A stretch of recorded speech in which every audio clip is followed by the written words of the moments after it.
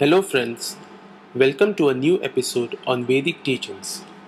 The present video is a part of an online lecture series prepared for education of Vedic concepts by the National Library of Ayurved Medicine. I am Dr. Sumit Kesarkar and I would be your host throughout this video, which gives a formal introduction to Upanishads. The Upanishads are considered to be the highest form of knowledge within which lies the key to realize the ultimate consciousness, the Supreme Brahman. They form an integral part of the Vedic tradition of India. The term Upanishad is derived from Upa, which means near, Ni, which means down, and Shad, which means to sit. In brief, it means sitting down near or to sit beside. The knowledge that was imparted from the teacher by keeping the student at his side is dealt with in the Upanishads. Groups of pupils sit near the teacher to learn from him the secret doctrine. This implies that the subject that is taught is of the nature of the highest wisdom that could be imparted only to the worthy who is conditioned to absorb the teaching. In the solace of hermitages located within forest, the sages decoded the highest form of knowledge and imparted it to their pupils, who were carefully selected by examining their aptitude and eligibility. The great Sri Adi Shankaracharya derives the word Upanishad as a substitute from the root Sad, which means to loosen, to reach, or to destroy, with Upa and Ni as prefixes and Quip as termination. If this determination is accepted, Upanishad means Brahma knowledge by which ignorance is loosened or destroyed. It also means that knowledge which makes one reach Brahman. The Upanishads give the spiritual vision and philosophical arguments and contain the ultimate message and purpose of the Vedas. They are known as Vedanta, where the term Anta means end. Upanishads are the end of the Vedas in two senses. Upanishads are found in the conclusion of each branch of the Vedas. Upanishads are the ultimate goal or aim of all Vedic teaching. Upanishads are found in the concluding sections of each of the Vedas and are classified as Vedanta or the end of the Vedas. If we consider the two parts of Yajurveda as distinct, we have total of 5 Vedas: the Rig Veda, Samaveda, Shukla Yajurveda, Krishna Yajurveda, and Atharva Veda. Each of the Vedas has several shakas or branches. Each shaka has a section known as Karma Khanda, dealing with the actions to be performed. Karma Khanda consists of 2 sections, mantras and brahmanas. Brahmanas inform about various forms of meditations known as upasanas. The highest form of upasanas are for the benefit of those who have resorted to the solitude of the forest to achieve the absolute knowledge of Brahman, and are described under the Aranyakas, where the term Aranya means forest. The Upanishads, or the highest form of realized knowledge, is found in these Aranyakas. The Upanishads, as described, are located in the Aranyaka section of the Vedas. The 5 Vedas have 1180 shakas or branches, and hence logically there should be 1180 Upanishads. At present, what we have according to Muktika Upanishad is a list of 108 Upanishads available in text. The 108 Upanishads can be located through the 5 Vedas in the following denominations. The Rig Veda consists of 10 Upanishads. The Samaveda consists of 16 Upanishads. The Shukla Yajurveda consists of 19 Upanishads. The Krishna Yajurveda consists of 32 Upanishads. The Atharva Veda consists of 31 Upanishads. A deep scan of the teachings of the available 108 Upanishads displays distinct philosophies with respect to the achievement of absolute Brahman through various rituals and traditions. To understand it in an easier way, we can classify the 108 Upanishads into the following 7 categories. Shaiva. The Upanishads in this category follow the Shaivite tradition and its principles in achieving the Supreme Brahman. They are 13 in number. Shakti. The Upanishads in this category follow the creative power of Divine Mother Shakti. They are 9 in number. Vaishnava. The Upanishads in this category absorb the concept of Lord Vishnu. These Upanishads specifically propound the additional philosophies of Vishishta Advait or qualified non-duality and Dvait or duality as understood by the followers of this tradition. They are 14 in number.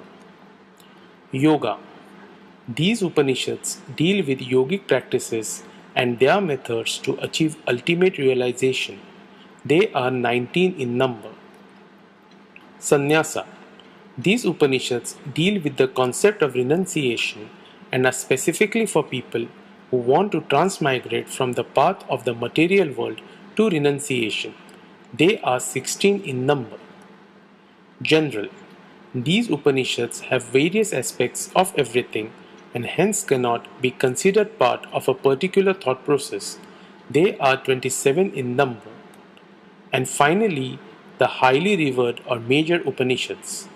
These are 10 in number and also known as Dasha Upanishads. They are considered to be most genuine with respect to its source and authority. We will have a brief look at them in the next section. Though we have 108 Upanishads as per the Muktika Upanishad, many scholars debate the authenticity of many of those Upanishads with respect to source material and doctrine. However, the 10 highly revered Upanishads are majorly accepted by all to be the source of genuine knowledge according to Vedic traditions. The great Sri Adi Shankaracharya chose to write commentaries on these Dasha Upanishads in the following order: Isha Upanishad, Kena Upanishad, Katha Upanishad, Prashna Upanishad, Munda Upanishad, Mandukya Upanishad, Taittiriya Upanishad, Atreya Upanishad, Chandogya Upanishad, and Brihad Aranyak Upanishad. Sri Madhava and Sri Ramanuja also wrote commentaries on the same Upanishads. However, all the three had a complete different approach to understanding the knowledge therein. Adi Shankaracharya highlighted the non-dual or Advait philosophy propounded in them, which in brief considers all manifestations to be nothing but pure Brahman without any parts. Sri Madhava highlights the Dvait or dual philosophies in complete contradiction to Shankaracharya's viewpoint. He states that individual manifestations are distinct from the Supreme Lord in form of Lord Vishnu and are dependent on Lord Vishnu for their existence and liberation. Sri Ramanuja emphasized Vishishta Advaita or qualified non-duality, which is a compromise between Shankara and Madhava's philosophy.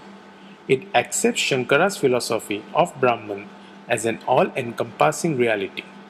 However, it reconciles by putting forth that Supreme Brahman exists in parts within every individual living soul, but is independent and controls the souls and the universe. In brief, we can consider only two philosophies in understanding the Upanishads: Shankara's philosophy of Advait and the Vaishnava philosophy of Dvait and Vishishta Advait as propagated by Sri Madhava and Sri Ramanuja. The ultimate goal or aim of the Vedas is contained within the Upanishads. The Upanishads, through Jnana Marga or the path of knowledge, expound the direct method of realization, the Abheda or the non-duality of the Supreme Being and the Jiva, according to Shankaracharya. Even though the Upanishads contain information about rituals or worship of deities, The focus is on philosophical analysis and emphasizes a state of mind free of all attachments.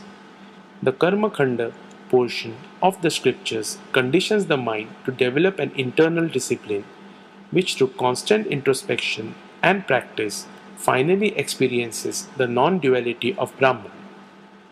The process of highest refinement is initiated through the Mahavakyas, the ultimate course of absolute knowledge. Though there are many such aphorisms, four specific verses are considered to be the key to realize the Supreme Brahman. Four Mahavakyas are considered most important and are contained in four Upanishads. While reading the Upanishads, it is a personal choice and belief as to which philosophy or path one observes in understanding them. Since this is an educational video, I will expound on the meanings of these verses according to the distinct philosophy of Advaita by Shankaracharya and the Vaishnava philosophies of Sri Madhava and Sri Ramanuja. The first Mahavakya is found in the Atreya Upanishad of Rig Veda. It reads as Prajnanam Brahma. As per Shankara's teaching, we can understand the meaning as the actual experience alone is Brahman. As per Vaishnava teachings, we can understand the meaning as Brahman or Lord Vishnu has the supreme knowledge. The second Mahavakya is found in the Brihad Aranya Upanishad of Shukla Yajurveda. It reads as Aham Brahmasmi. As per Shankara's teaching, we can understand the meaning as I am Brahman. As per Vaishnava teaching, we can understand the meaning as I am eternal and pure as Brahman or Lord Vishnu. The fourth chapter of Taittiriya Upanishad of Krishna Yajurveda puts the same Mahavakya in a slightly different wording as Aham Asmi Brahmasmi. The third Mahavakya is found in the Chandogya Upanishad of Samaveda. It reads as Tat Tvam Asi.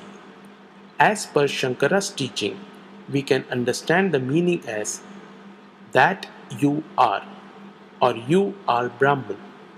As per Vaishnava teachings, we can understand the meaning as you are the reflection of Brahman or Lord Vishnu. The fourth Mahavakya is found in the Mandukya Upanishad of Atharva Veda. It reads as Ayam Atma Brahma. As per Shankara's teaching, we can understand the meaning as the Atman or soul is Brahman. As per Vaishnava teaching, we can understand the meaning as the Atman, soul or Jiva is identical to Brahman or Lord Vishnu. If the Sahita or Vedas is like a tree, the Brahmanas are its flowers. The Aranyakas are the fruits in the unripened state, and the Upanishads are the ripe fruits. They being the most important part of the Vedas, they are rightly known as Shrutishira or the head of the Vedas. I hope this video was informative and made the subject clear. Comments and feedback are highly appreciated, and you can leave them by visiting the National Library's website at www.nlam.in or likewise by writing to me at vdsumit@gmail.com. Thank you for watching.